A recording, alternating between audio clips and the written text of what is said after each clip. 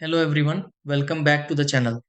If your Hearth display is showing outdated schedules or newly added appointments aren't appearing on the screen, you are likely experiencing a calendar synchronization problem.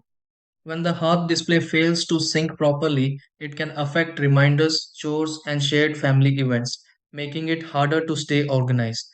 These issues can be caused by Wi Fi interruptions, account authorization problems, delayed updates, or temporary software glitches. Thankfully, most synchronization problems can be resolved with a few simple troubleshooting methods.